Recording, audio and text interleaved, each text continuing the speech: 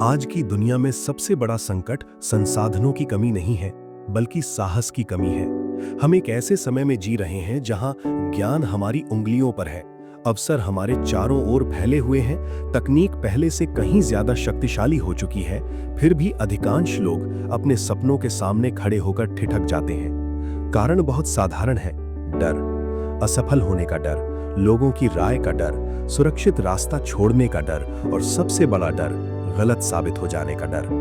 यही डर हमें औसत जीवन की ओर धकेल देता है, जहां हम जिंदा तो रहते हैं, लेकिन पूरी तरह जी नहीं पाते। हर पीढ़ी को एक ऐसे व्यक्ति की जरूरत होती है जो स्थापित सीमाओं को तोड़ सके, जो ये दिखा सके कि असंभव सिर्फ एक शब्द है और जो ये साबित कर सके कि अगर सोच बड़ी हो तो हालात खुद रास्ता बना लेते हैं। हमारे समय में वो व्यक्ति इलॉन मस्क है। वो सिर्फ एक उद्यमी नहीं है, सिर्फ एक अरबपति नहीं है और ना ही सिर्फ एक टेक्नोलॉजी लीडर है। इलॉन मस्क एक मानसिकता है, एक ऐसा सोचने का तरीका जो डर से नहीं, दृष्टि से संचालित होता है। ये वीडियो इलॉन मस्क की जीवनी नहीं है, ये वीडियो उसकी उपलब्धियों की सूची नहीं है। ये वीडियो इस बात का विश्लेषण है कि एक इंसान कैसे अपने डर को दरकिनार करके लगातार जोखिम उठाकर दुनिया को बदलने की हिम्मत करता है। ये एक सेल्फ हेल्प यात्रा है जहां इलॉन मस्क हमारा मेंटोर है, प्रत्यक्ष नहीं बल्कि विचारों के माध्यम से। हम में से अधिकांश लोग अपने जीवन के किसी न किसी मोड़ पर यह सवाल जरूर पूछते हैं कि अगर मैं फेल हो गया तो? यही सवाल हमें रोक देता है। हम शुरू करने से पहले ही हार मान लेते हैं। हम कहते हैं कि सही समय नहीं है, संसाधन पूरे नहीं हैं, अनुभव कम है या परिवार और समाज क्या कहेगा। लेकिन इतिहास गवाह है कि जिन लोगों ने दुनिया बदली, उन्होंने कभी सही समय का इंतजार नहीं किया। उन्होंने अपूर्ण तैयारी के साथ भी पहला कदम उठाया। इलॉन मस्क की कहानी हमें यह सिखाती है कि डर कोई संकेत नहीं है रुकने का, बल्कि संकेत है आगे बढ़ने का। जब कोई रास्ता डरावना लगता है तो अक्सर वही रास्ता सबसे ज्यादा मूल्यवान होता है। मस्क ने बार बार ये साबित किया कि अगर लक्ष्य मानवता के भविष्य से जुड़ा हो तो व्यक्तिगत आराम और सुरक्षा को पीछे छोड़ना पड़ता है। आज का युवा एक अजीब द्वंद्व में फंसा हुआ है। एक तरफ वो बड़े सपने देखता है, startup, innovation, financial freedom, creative life, और दूसरी तरफ वो पूरी तरह सुरक्षित रहना चाहता है। वो जोखिम भी लेना चाहता है लेकिन बिना चोट खाए। वो सफल भी होना चाहता है लेकिन असफलता के बिना। यहीं पर समस्या शुरू होती है, क्योंकि वास्तविक दुनिया में सफलता और जोखिम अलग अलग चीजें नहीं है, बल्कि एक ही सिक्के के दो पहलू हैं। इलॉन मस्क ने हमें यह दिखाया कि असफलता कोई दुर्भाग्य नहीं है, बल्कि एक प्रक्रिया है। जब उसने स्पेसएक्स शुरू किया तब 3 लगातार रॉकेट लॉन्च असफल हुए। मीडिया ने उसे मजाक बनाया, निवेशकों ने भरोसा खो दिया और दुनिया ने उसे अव्यावहारिक करार दिया। लेकिन वो रुका नहीं, क्योंकि उसके लिए असफलता से ज्यादा खतरनाक था कोशिश ना करना। यहां से एक बहुत गहरी सीख निकलती है। हम अपने जीवन में असफलता से नहीं डरते, हम असफलता से जुड़ी शर्म से डरते हैं। हम डरते हैं कि लोग हमें जज करेंगे, हमें कमजोर समझेंगे। इलॉन मस्क ने ये मानसिकता तोड़ी। उसने आलोचना को ईंधन बनाया और डर को दिशा। आज जब हम करियर चुनते हैं तो अक्सर ये नहीं पूछते कि हमें क्या करना है, बल्कि ये पूछते हैं कि क्या सुरक्षित है। लेकिन सुरक्षा एक भ्रम है। इतिहास में कोई भी नौकरी, कोई भी इंडस्ट्री हमेशा के लिए सुरक्षित नहीं रही। इलॉन मस्क ने इस भ्रम को बहुत पहले समझ लिया था। उसने भविष्य को देखकर फैसले लिए, ना कि वर्तमान की सुविधा को देखकर। ये वीडियो उन लोगों के लिए है जो अपने भीतर कुछ अलग महसूस करते हैं, जो जानते हैं कि वो औसत जीवन के लिए नहीं बने हैं, लेकिन डर उन्हें रोक रहा है। ये उन लोगों के लिए है जो रोज खुद से कहते हैं, एक दिन मैं शुरू करूंगा। ये वीडियो आपको ये समझाने के लिए है कि वो एक दिन आज भी हो सकता है। इलॉन मस्क को मेंटोर मानने का मतलब ये नहीं है कि हमें रॉकेट बनाना है या इलेक्ट्रिक कार लॉन्च। रिजेक्शन को ज्यादातर लोग एक निजी हार की तरह लेते हैं, जबकि असल में वो एक बाहरी प्रतिक्रिया होती है। समस्या रिजेक्शन में नहीं होती, समस्या उस अर्थ में होती है जो हम उसे दे देते हैं। जब किसी पब्लिशर ने जेके रॉलिंग की मैन्युस्क्रिप्ट को ना कहा तो उन्होंने सिर्फ एक बिजनेस डिसीजन लिया था। लेकिन अगर रॉलिंग उस ना को अपनी काबिलियत पर फैसला मान लेती तो उनकी कहानी वहीं खत्म हो जाती। यही फर्क है एक टूटने वाले इंसान और एक रेजिलिएंट इंसान में। एक व्यक्ति रिजेक्शन को पहचान बना लेता है, दूसरा उसे प्रक्रिया मानता है। जेके रॉलिंग की जिंदगी का वो दौर सिर्फ प्रोफेशनल स्ट्रगल नहीं था, वो इमोशनल सर्वाइवल का दौर था। तलाक के बाद वो अकेली मां बन चुकी थी। उनकी जिम्मेदारी सिर्फ अपने सपने की नहीं बल्कि अपने बच्चे की भी थी। आर्थिक हालात इतने कमजोर थे कि कई बार भविष्य सिर्फ डर की शक्ल में नजर आता था। डिप्रेशन ने उन्हें अंदर से खोखला कर दिया था। उन्होंने खुद स्वीकार किया है कि उनकी जिंदगी उस समय लगभग बॉटम पर थी। लेकिन पैराडॉक्स यही है कि वही बॉटम उनके लिए फाउंडेशन बन गया, क्योंकि जब इंसान नीचे होता है तो उसे गिरने का डर नहीं रहता। यहीं से रेजिलियंस की पहली सच्ची परिभाषा शुरू होती है। रेजिलियंस का मतलब ये नहीं कि आप दर्द महसूस नहीं करते। रेजिलियंस का मतलब ये है कि आप दर्द को डिसीजन नहीं बनने देते। रॉलिंग ने अपने हालात को नजरअंदाज नहीं किया, उन्होंने उन्हें स्वीकार किया, लेकिन उन्होंने ये तय किया कि उनके हालात उनकी पहचान तय नहीं करेंगे। ये निर्णय बहुत सटल लगता है, लेकिन यही निर्णय किसी भी इंसान की पूरी दिशा बदल देता है। जब रॉलिंग ने हैरी पॉटर लिखा तो वो सिर्फ एक फैंटेसी कहानी नहीं लिख रही थी। वो अपने अकेलेपन, अपने डर, अपने संघर्ष और अपनी उम्मीद को शब्दों में ढाल रही थी। हॉगवर्ट्स में दिखने वाला बिलोंगिंग का भाव, हैरी की लोनलीनेस और हर मुश्किल के बाद भी अच्छाई पर विश्वास, ये सब रॉलिंग की अपनी जिंदगी की परछाइयां थीं। लेकिन पब्लिशर्स ने इसे मार्केट की नजर से देखा, जिंदगी की नजर से नहीं, और यहीं से रिजेक्शन आया। आज के समय में भी यही हो रहा है। जब कोई आपका रेज्यूमे देखता है तो वो आपकी मजबूरी नहीं देखता, वो सिर्फ क्राइटेरिया देखता है। जब कोई आपका कंटेंट जज करता है तो वो आपकी मेहनत नहीं देखता, वो सिर्फ नंबर्स देखता है। जब मार्केट आपके आइडिया को रिजेक्ट करती है तो वो आपके इंटेंशन को नहीं देखती, वो सिर्फ प्रॉफिट देखती है। और अगर आप हर रिजेक्शन को पर्सनल बना लेंगे तो रेजिलियंस बनने से पहले ही टूट जाएगी। रोलिंग की सबसे बड़ी ताकत ये थी कि उन्होंने रिजेक्शन को इंटरनलाइज नहीं किया। उन्होंने ये नहीं कहा कि मैं खराब राइटर हूं, उन्होंने कहा ये कहानी अभी स्वीकार नहीं हुई है। इस एक लाइन में पूरी माइंडसेट शिफ्ट छुपी हुई है। एक कहता है मैं गलत हूं, दूसरा कहता है मेरे काम को अभी जगह नहीं मिली। यही सोच रेजिलियंस को जन्म देती है। आज की जनरेशन में सबसे बड़ी समस्या पेशेंस की नहीं, इंटरप्रिटेशन की है। हम हर ना को आखिरी ना समझ लेते हैं। हम भूल जाते हैं कि जिंदगी इटरेटिव है। जैसे एक राइटर ड्राफ्ट लिखता है, काटता है, सुधारता है, फिर लिखता है, वैसे ही इंसान को भी खुद को रिफाइन करना होता है। रॉलिंग ने भी मैन्युस्क्रिप्ट को बार बार रिवाइज किया, लेकिन उन्होंने कोर बिलीफ को नहीं बदला। यहाँ एक और गहरी सीख छुपी है। रिजेक्शन अक्सर हमें यह दिखाने के लिए आता है कि हमें क्या छोड़ना है और क्या पकड़ कर रखना है। रॉलिंग ने कंफर्ट छोड़ दिया, लेकिन कॉलिंग नहीं छोड़ी। आज बहुत से लोग कॉलिंग छोड़ देते हैं और कंफर्ट पकड़ लेते हैं, और फिर धीरे धीरे अंदर से मर जाते हैं बिना असफल हुए। रॉलिंग के पास कोई बैकअप आइडेंटिटी नहीं थी। वो राइटिंग को सिर्फ पैशन नहीं मानती थी, वो उसे नेसेसिटी मानती थी। और जब कोई चीज नेसेसिटी बन जाती है तब रेजिलियंस अपने आप पैदा होती है।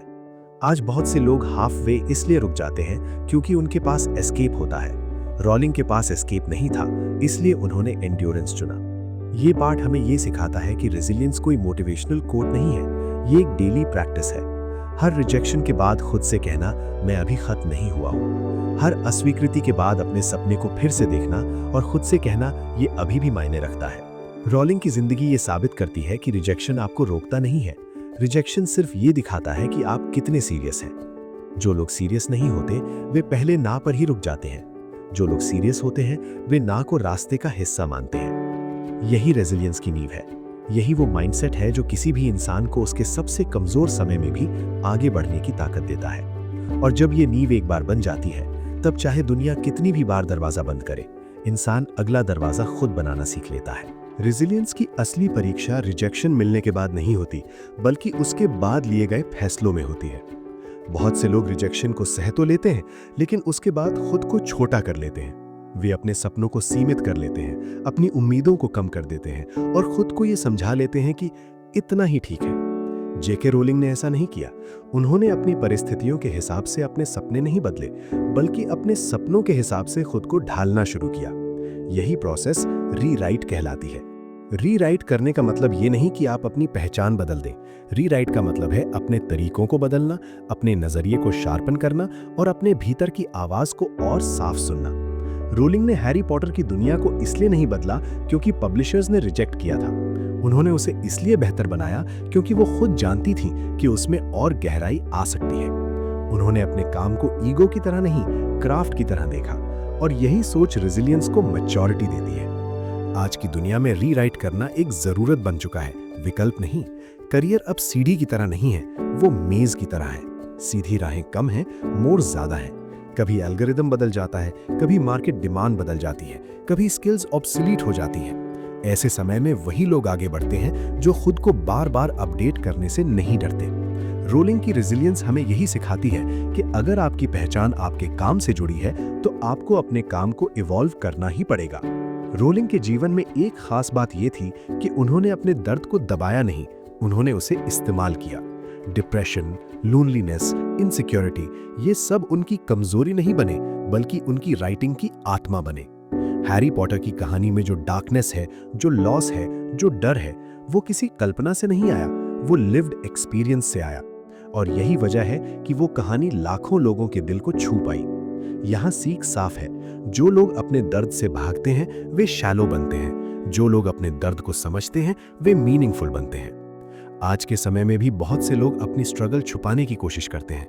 उन्हें लगता है कि अगर उन्होंने अपनी कमजोरी दिखाई तो लोग उन्हें गंभीरता से नहीं लेंगे। लेकिन रोलिंग की यात्रा हमें ये दिखाती है कि ऑथेंटिसिटी ही सबसे बड़ी ताकत है। जब आप सच के साथ खड़े होते हैं तब देर से ही सही दुनिया आपको सुनती है। रीराइट का एक अहम हिस्सा कंपैरिजन से बाहर निकलना भी है। रोलिंग के दौर में भी उनसे बेहतर परिस्थितियों वाले राइटर्स मौजूद थे। आज हमारे दौर में भी हर क्षेत्र में कोई ना कोई हमसे आगे दिखता है, लेकिन रेजिलियंस कंपैरिजन से नहीं, कमिटमेंट से बनती है। रोलिंग ने अपनी टाइमलाइन स्वीकार की। उन्होंने ये नहीं पूछा कि मेरे साथ ऐसा ही क्यों, उन्होंने पूछा मैं इस स्थिति में भी क्या कर सकती हूँ। यही सवाल इंसान को पावरलेस से पावरफुल बनाता है। आज अगर आप क्रिएटर हैं और आपका कंटेंट नहीं चल रहा तो रेजिलियंस का मतलब ये नहीं कि आप ब्लाइंड मेहनत करते रहें। रेजिलियंस का मतलब है डेटा देखना, फीडबैक समझना, खुद को इम्प्रूव करना, लेकिन क्विट न करना। अगर आप स्टूडेंट हैं और एग्जाम क्लियर नहीं हुआ तो रेजिलियंस का मतलब ये नहीं कि आप खुद को बेवकूफ मान लें। रेजिलियंस का मतलब है स्ट्रैटेजी बदलना, प्रिपरेशन को रिफाइन करना और फिर कोशिश करना। अगर आप एंटरप्रेन्योर हैं और बिजनेस नहीं चल रहा तो रेजिलियंस का मतलब ये नहीं कि आप सपना छोड़ दें। रेजिलियंस का मतलब है मॉडल बदलना, मार्केट समझना और फिर खड़े होना। रोलिंग ने भी यही किया। उन्होंने अपने मैन्युस्क्रिप्ट को बेहतर बनाया, लेकिन अपने उद्देश्य को कमजोर नहीं किया। उन्होंने रिजेक्शन को एंड नहीं माना, उन्होंने उसे एडिटिंग प्रोसेस माना। जैसे एक लेखक रेड पेन से डरता नहीं, वैसे ही रेजिलियंट इंसान फीडबैक से डरता नहीं। वो जानता है कि हर कट उसे और शार्प बना रहा है। आज की सबसे बड़ी गलती यह है कि हम परमानेंस का भ्रम पाल लेते हैं। हमें लगता है कि जो आज है वही हमेशा रहेगा। रोलिंग की जिंदगी इस भ्रम को तोड़ती है। जो कल उनका लोएस्ट पॉइंट था वही उनकी ग्रेटेस्ट स्ट्रेंथ बन गया। लेकिन ये बदलाव एक्सीडेंटल नहीं था, ये रोज लिए गए छोटे फैसलों का नतीजा था। आज भी लिखना है, आज भी हार नहीं माननी है। रेजिलियंस का मतलब हीरो बनना नहीं है। रेजिलियंस का मतलब है जब कोई नहीं देख रहा हो तब भी अपने काम के प्रति ईमानदार रहना। रोलिंग ने कैफे में बैठकर लिखा, बिना किसी गारंटी के। आज बहुत से लोग गारंटी चाहते हैं। व्यूज आएंगे तो मेहनत करेंगे, पैसे मिलेंगे तो सीखेंगे, रिजल्ट दिखेगा तो कोशिश करेंगे। रेजिलियंस इसका उल्टा है, पहले कमिटमेंट फिर रिजल्ट। ये पाठ हमें ये सिखाता है कि अपनी कहानी को रीराइट करना एक बार का काम नहीं है, ये एक कंटिन्यूअस प्रोसेस है। हर रिजेक्शन आपको एक नया ड्राफ्ट लिखने का मौका देता है। सवाल सिर्फ इतना है, क्या आप पेन गिरा देंगे या अगला सेंटेंस लिखेंगे? जेके रोलिंग ने पेन नहीं गिराई, उन्होंने लिखा, सुधारा और फिर लिखा। और एक दिन वही कहानी जिसे दुनिया ने बार बार रिजेक्ट किया था, उसी दुनिया ने सिर पर बिठा लिया। यही रेजिलियंस की ताकत है, यही रीराइट की शक्ति है। इस पूरी यात्रा के बाद अब सवाल ये नहीं रह जाता कि इलॉन मस्क कौन है, बल्कि ये सवाल सामने आता है कि हम कौन बनना चाहते हैं। क्योंकि किसी भी महान व्यक्ति की कहानी का असली उद्देश्य उसे पूजना नहीं होता, बल्कि उसके विचारों को अपने जीवन में उतारना होता है।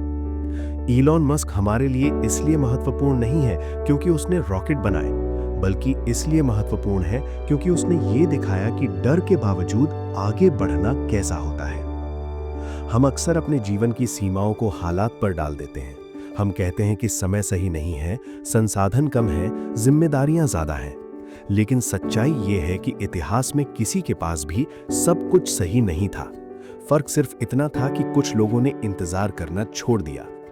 इलॉन मस्क ने भी यही किया। उसने सही समय का इंतजार नहीं किया, उसने खुद को सही बना लिया।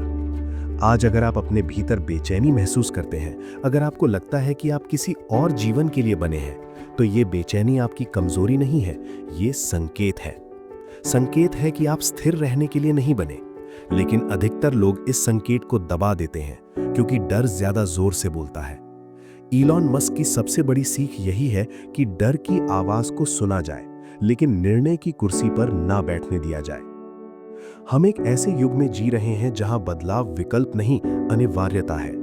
जो लोग बदलाव से डरते हैं वे धीरे धीरे अप्रासंगिक हो जाते हैं, और जो लोग बदलाव को अपनाते हैं वही भविष्य को आकार देते हैं।